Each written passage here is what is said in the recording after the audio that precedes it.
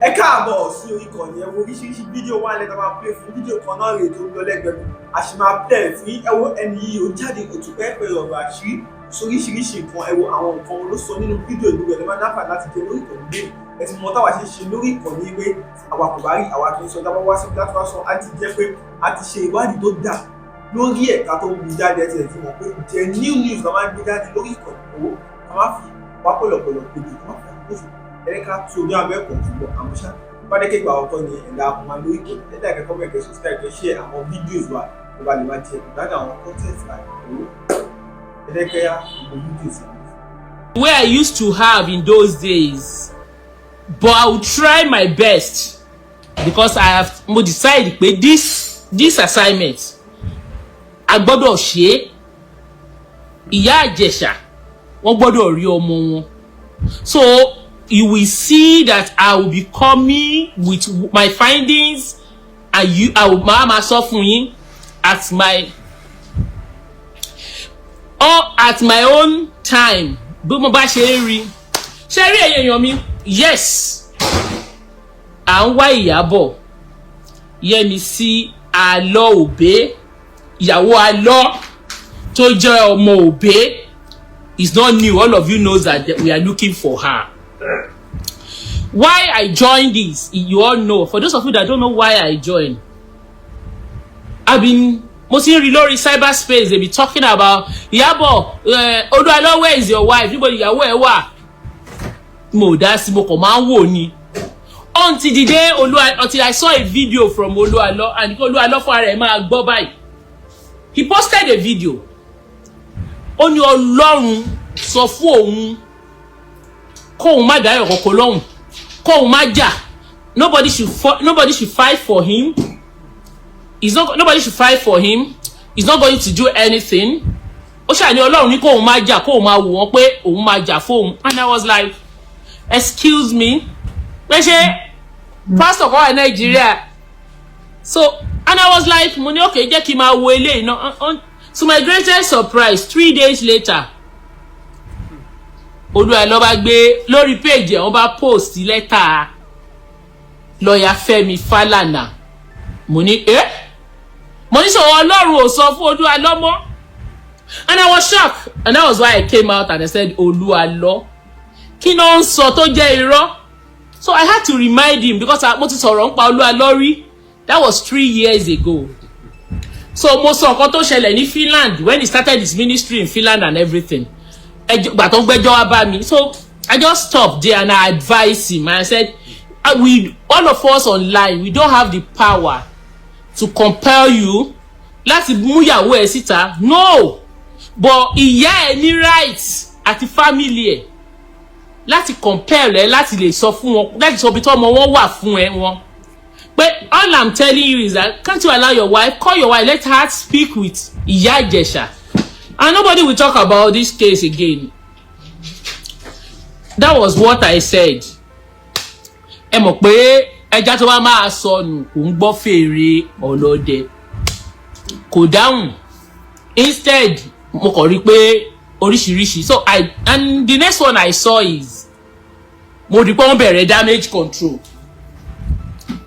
And I saw that instead of them to respond to the question the whole world is asking him, òun àtàwọn pastor ẹgbẹ́ mi, àwọn sàkámàjẹ bíi tiẹ̀. So they started their damage control. And some of us, we understand the way they operate. So I started laughing. The one that really got my attention was a woman tó pèrè ní ìyá 70 years, ìyá òpònú kan tó lóun wá láti Èkìtì. The woman they now cook up story. Wọ́n ní ìyá yẹn. So they started abusing ìyá Ìjẹ̀ṣà. They are twisting the story. They change the story online, and some bloggers they come up wọ́n láti wá fún ìyá Ìjẹ̀ṣà. And the woman requested one thing. That woman said, ẹ jọ̀ọ́ ẹ bá mi lọ bèrè lọ́wọ́ Ìjẹ̀ṣà. Ìyá Ìjẹ̀ṣà kí ló tà ọmọ ẹ̀ ń sá fún pé ìyá yẹn èèyàn burúkú ni and everything. And that was why I took it upon myself. I said, at this stage, I want to know the truth. And they gave us the impression that they gave us the impression and all these eroti ayeni and some of the caliber of pastors tó jẹ́ fake bí àwọn ayeni àwọn sakama aje bẹ́ẹ̀ àwọn yẹn bẹ̀rẹ̀ irọ́. From there mo ń gbọ́ story pé pé ìyàwó alọ́ o wọ́n ti move ẹ̀ lọ bó tilẹ̀ láwọn ẹ̀gbọ́n ẹ̀ lọ Canada. The ayeni them they all came with all this story of. So to cut the long story short, they started this their lies and the woman said we should ask Mama. And I was like, okay, if we are going to ask Mama, and that was how I went into investigation. And to my greatest surprise, because mo rí nígbà tí mo wá investigate ẹ̀rọ ayé bà mí. Ẹ̀yin èèyàn mi, mẹ́wàá ń ṣẹlẹ̀ o nínú ṣọ́ọ̀ṣì o. Àwọn people yìí àti ń sọ̀rọ̀ sàkámàjẹ. Mẹ́wàá ń ṣẹlẹ̀, and on the course of my investigation, I stumbled on so many things. And I realized that online, a lot of lies were going on. And I came back and I let everybody know that Iyawo ní ọmọ mẹ́jọ ni ìyá ìbí. Ẹyọ kan ti kú, méje ló wà. Kò sí ọmọ màmá kankan ní Canada. It is all lies. Even Ayeni came on my platform here.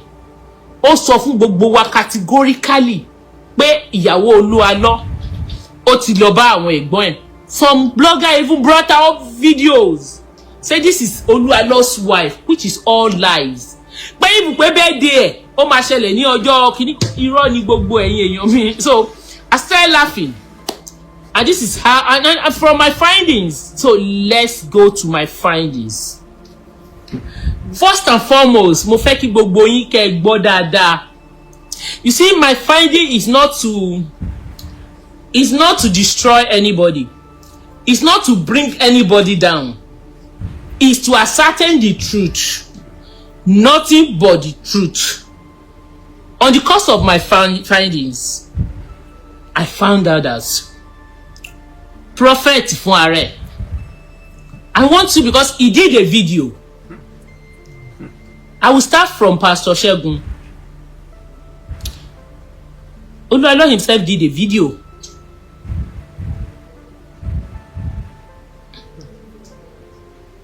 Gbogbo yín ṣe rántí mo fẹ́ play video kékeré kan fún wa.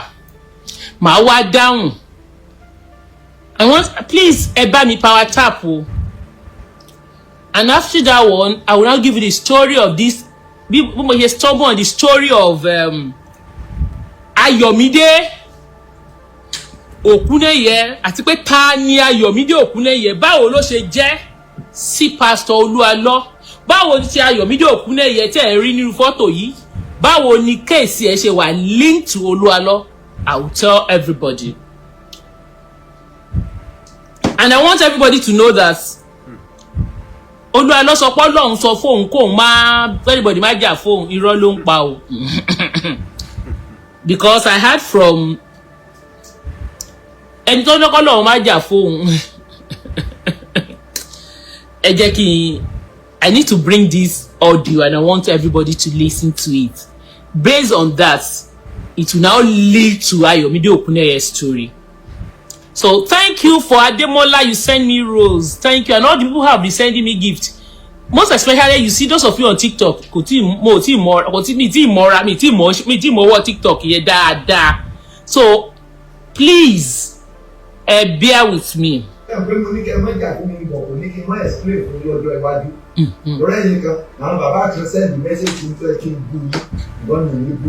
Wọ́n ní Prophet Allah Obama lè Pastor Segun, mo dárúkọ Pastor Segun rédíò for the first time. Mo dárúkọ ẹ̀, wọ́n ní Obama lè Pastor Segun. Mo ní ibi tí Pastor Segun bá dúró sí pé mo lé òun, ẹ lọ bèrè lọ́wọ́ ẹ̀. Bí mi bá bínú sí Pastor Segun ẹ ti máa dábẹ̀rẹ̀. Torí mi ò ní Pastor Segun. Mi ì lè jẹ́ ẹ kọ́pì bí o pé mo sọ bẹ́ẹ̀ lé mi for the first time. Ó máa fẹ́ mú ìwé lọ́ọ̀yà wá fún mi tó wá fún mi. Pé Olúwalọ́ dẹ̀ sọ̀rọ̀ tó rẹ̀ nǹkan ní kí n má sọ̀rọ̀ kan Ṣẹ́gun. Bọ̀ mi ìṣọ̀rọ̀ òun náà sí bọ̀tẹ́ wá ẹ lọ sọ fún mi pé ibi tí mo ti lé ó sọ ibi tí. Pastor Oluwalọ́ ẹ ṣú ọ̀pẹ́ ẹ̀ lé Pastor Segun. Tẹ́rí ẹ̀yin pásọ̀ wọ̀nyí ẹ lé pastor Ṣẹ́gun. So báwo ni pastor Ṣẹ́gun ṣe kúrò ní ìjọ yín? Ẹ suspend pastor Ṣẹ́gun. Kí ni ìdí ẹ̀ tẹ́ fi suspend pastor Ṣẹ́gun? Kí ni pastor Ṣẹ́gun ṣe tẹ́ fi suspend pastor Ṣẹ́gun? Ẹ̀yin èèyàn mi tẹ́ ẹ bá mọ̀, ó ní pastor Ṣẹ́gun wọ́n ní ó ṣe àgbèrè. Wọ́n ní pastor Ṣẹ́gun ṣe rí, wọ́n ní pastor Ṣẹ́gun ṣe àgbèrè. Ṣé ń gbọ́ ni pastor ṣe suspend ẹ̀? Ó lé pastor Ṣẹ́gun o. Ó ní kí pastor Ṣẹ́gun pastor Olúalọ ẹ lé pastor Ṣẹ́gun.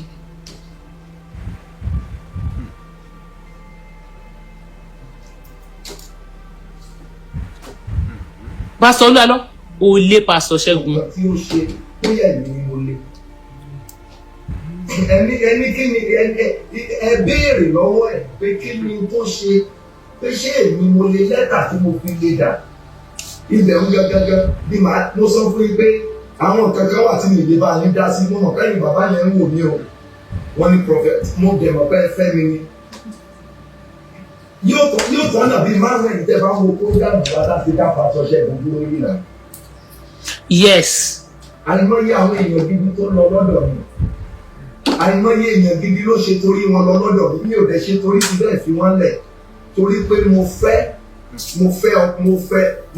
mi ìfẹ́ kéèyàn mi parun. Mo ní ìfẹ́ ẹ̀mú ilé mo mọ̀ pé yóò bí ọ̀pọ̀lọpọ̀ yín nínú tí mo sọ yìí. Ẹ̀yin bàbá mi gbogbo tó bá ẹ má bínú. Bọ̀ mo mẹ́sẹ̀gì ló débẹ̀. Mi ilé pásọ̀ ó wà nínú òfin church. Ó lé. Ẹyẹ parọ́ ó lé, irọ́ ló ń pa yóò lé. Ìjẹ́ kó máa lọ. But ẹnikẹ́ni tó bá ṣẹ̀ kí n bá wí. Tí bá dẹ̀ ti bá wí tó bá ti gbọ́ mi ní problem. Kò dẹ̀ tí ìṣẹ̀lú mo sọ fún yín Pastor Ṣẹ́gun kò ṣẹ̀lú o. Ẹ̀yin pásítọ̀ wọ̀nyí. Ẹ tún sọ̀rọ̀ náà tó mo sọ fún. Tó bá ṣẹ̀lú ó mọ̀. The 10 pound you gave me that year 2014 was a lifestyle. God bless you, man. Thank you, sir. Ọlọ́run dẹ̀ rí mi. So gbọ́ ẹni bàbá tí ẹ sọ ẹ pọ̀ ní ìpele mi fi defend ara rẹ pé mi sọ kankan náà báyìí lọ kọ́ má kàn ti dè lọ́wọ́ yẹn tó olóńlé ọ kí ló dé tó fi lé ọ ṣé òun ló lé ọ ni ṣé ó kọ̀wé fún ẹ ni tàbí ó sọ fún ẹ pé máa lọ òjò bẹ́ẹ̀ lọ kí wọ́n bá wá lè sọ bẹ́ẹ̀ òyìnbó ṣe ń pé lónìí olóòtítọ́ ìlú òun ni àṣekà ìlú. Òtítọ́ wo ló ń sọ pásítọ̀? Pásítọ̀ Olúalọ ṣé ìwọ ló lóòtítọ́ ìlú? Mi ò dá sí wọn, mi ì sì wò wọn, but kíní yẹn ń pọ̀ jù. Kó pọ̀ jù, wọ́n béèrè question lọ́wọ́ ẹ ni. Ó tẹ̀ sí rí nǹkan kan. Gbogbo pásọ̀ wọn máa bẹ̀ níbẹ̀ ìgbẹ́ dáríjì Pastor Ṣẹ́gun. Mo ní Pastor Ṣẹ́gun òṣèlú títí di èmi, ó ṣẹ mí. Rárá o, ó ṣẹ mí, because òun ni mo fẹ́ràn jù. Òun ni mo fẹ́ràn jù. So ìfẹ́ dẹ̀ nílé yìí ó máa ń bu ẹ̀ṣẹ̀ mọ́lẹ̀. Irú ibi tí mo ti sọ pé kò ṣẹ̀mí ẹ̀ lè rí bẹ́ẹ̀ yẹn fún o, kò ṣẹ̀mí rárá o. Torí pé oore ọ̀fẹ́ tó ní kò sẹ́ni tó ní lọ́dọ̀ mi.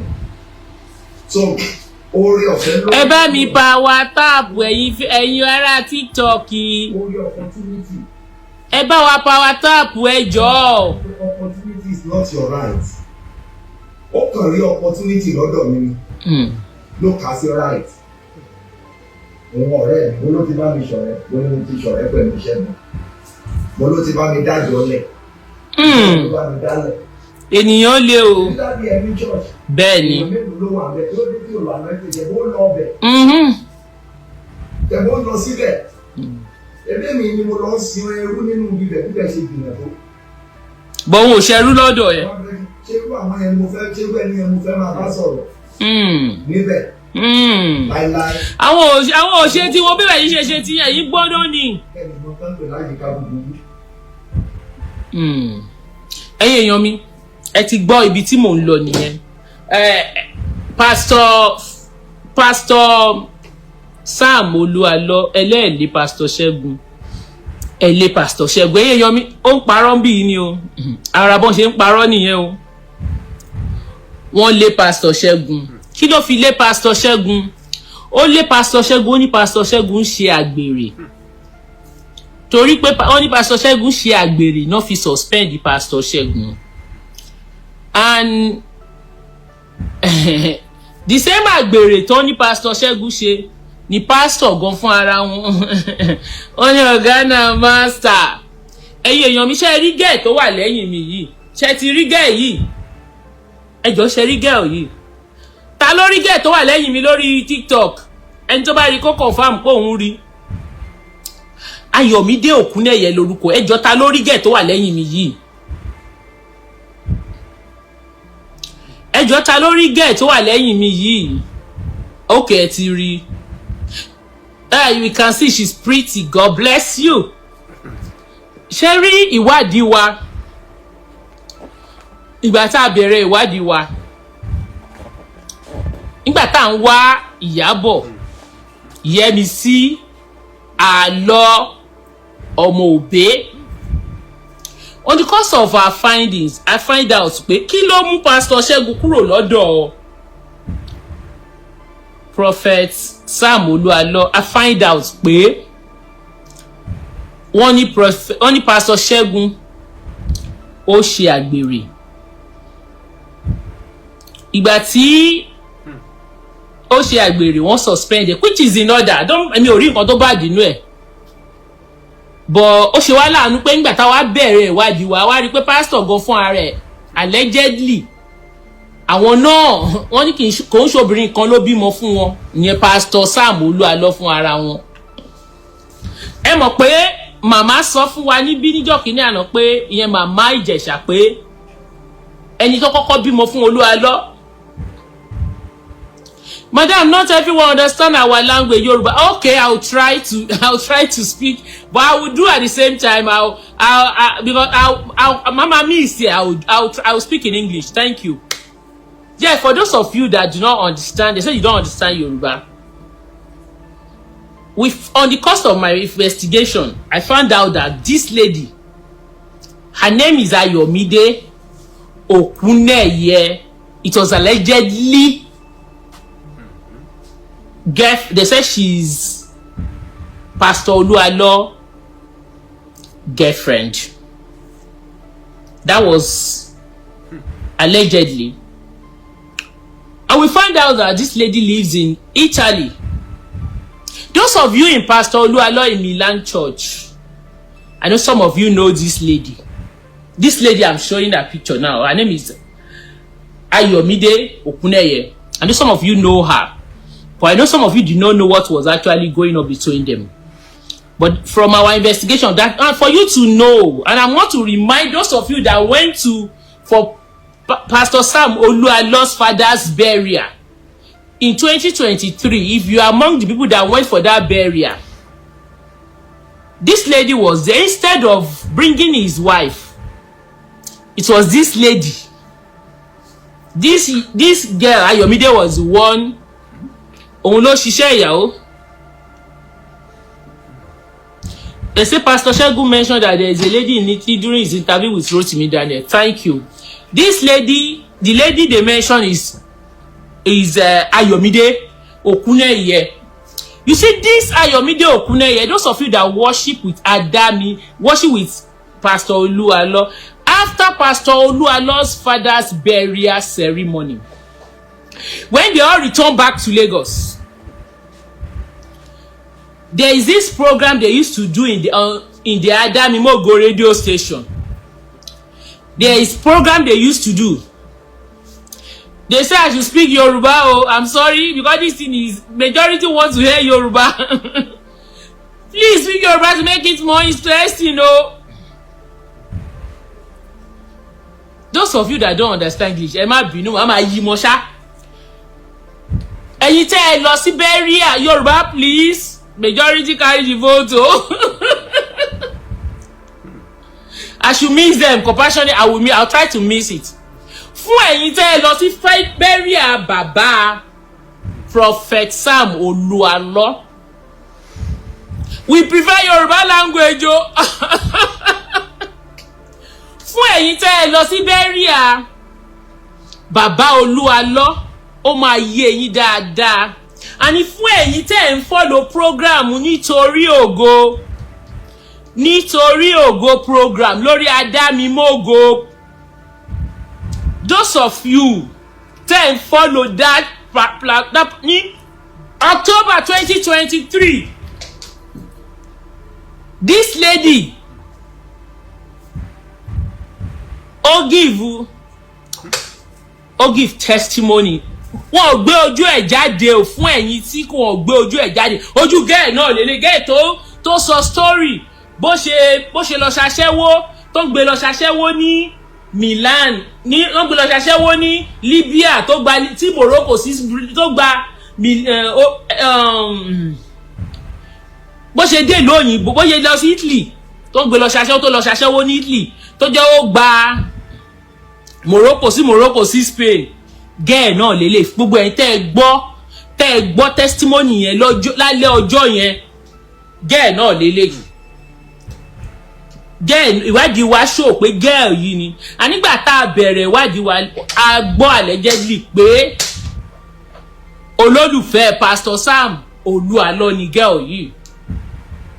Nígbà tó di last year a gbọ́ pé Pastor Sam Olúalọ ra ilé lórúkọ gẹ́ẹ̀ yìí ní Italy. You see, fún ẹ̀yin tẹ́ fẹ́ sùn mi London mò ń gbé o Sam Olúalọ mi ò gbé Nàìjíríà London mò ń gbé o Sherry this case I am ready fún yín but be prepared gbogbo àwọn church tó dá sílẹ̀ ní Europe we are going to go into this ibi tí mo wá díẹ̀ dé orale sí France. I'll give you the address. Task go bato. Àwọn address ibi tó rà sí tó rà by proxy má bẹ̀rẹ̀ sí fún ẹ. Mo wọ́n ẹ pé kó o ṣe normal. But since tí o ṣe normal,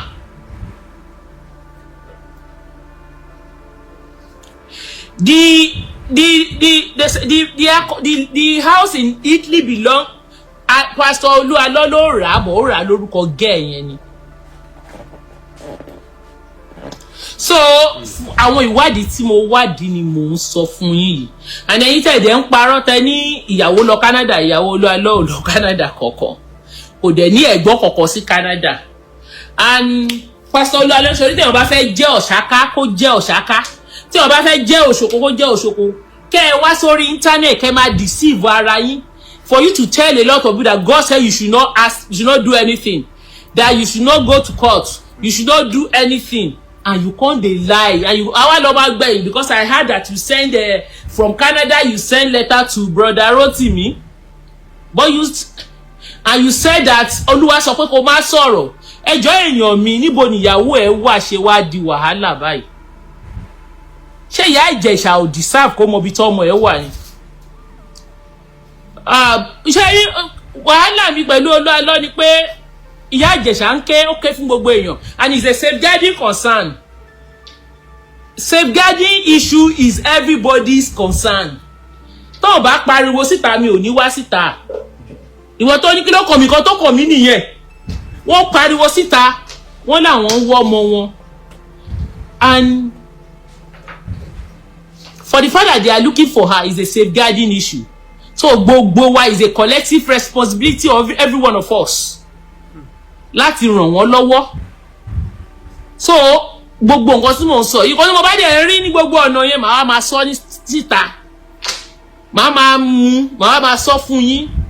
So those of you who are saying kò kàn mí ẹ mọ̀ pé eléyìí tí ò kàn mí is for humanity and mo dẹ̀ ń ké síta torí and ẹ̀yin tẹ́ ẹ jẹ́ ẹbí and ẹ̀yin there's limit to everything.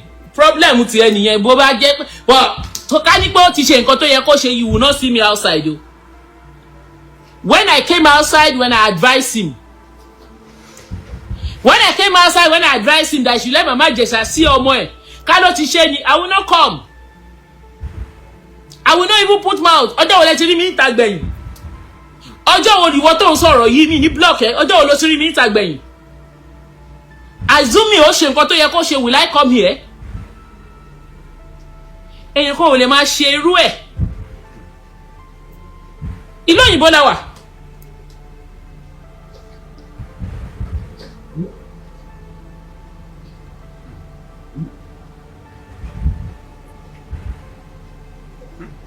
Gbogbo wa ò lè máa sọ pé kò sí lè tó kàn wá. Tí ò bá kàn ẹ́ ó kàn mí.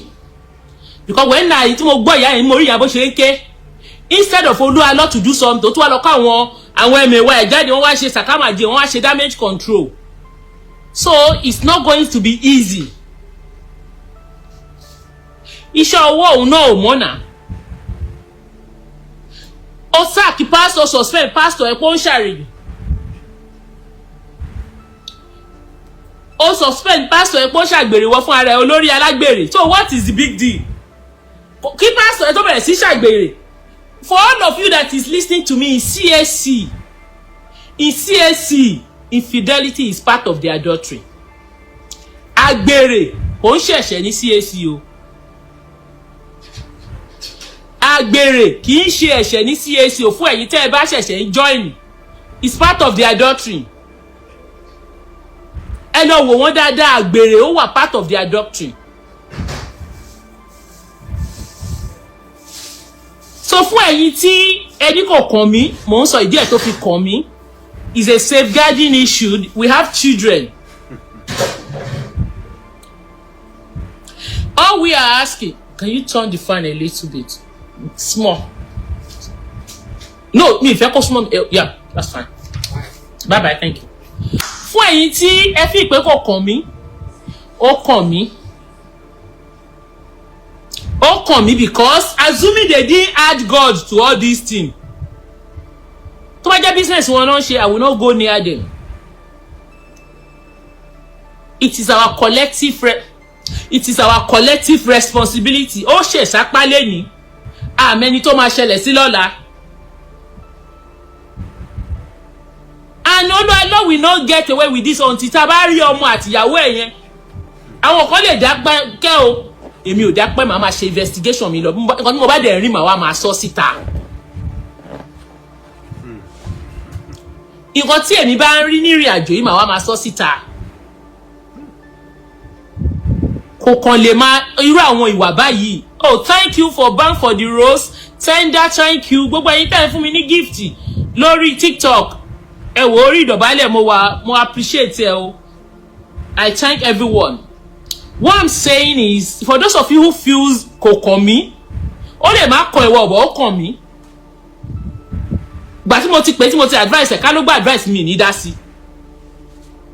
Me and I will continue. Tó bá dẹ̀ wọ́n pọ́ nǹkan tí mò ń sọ kó òun mo gbọ́ pé ó send letter. Ẹ jọ̀ọ́ kó send letter sí mi. London mo wà. I'm not living in Nigeria. I live in London. So I am ready. Court ò jẹ́ bàbàrà fẹ́ mi. Court ò jẹ́ bàbàrà fẹ́ mi. Ní mo ti ń lọ court. Ẹnikọ́. And if it is true, it is not defamatory. Except if it is not true. And court lóyìnbó òun ṣe court Nigeria. And I've learned my lesson. Mo kọ́ ọgbọ́n ni. Wọ́n kọ́ mi lórí cyberspace yìí. Mo dẹ̀ gbọ́n. Mo dẹ̀ mọ bó ṣe ń lọ. So I am not afraid of any legal whatever. Before you see me come out like this, màá ti máa kó nǹkan mi jọ. I will not just come here and be talking. I will talk with facts. And you are going to see, let's meet in court. Asiri ẹ̀ tó ń bọ̀ yẹn màá bá ẹ tutọ́.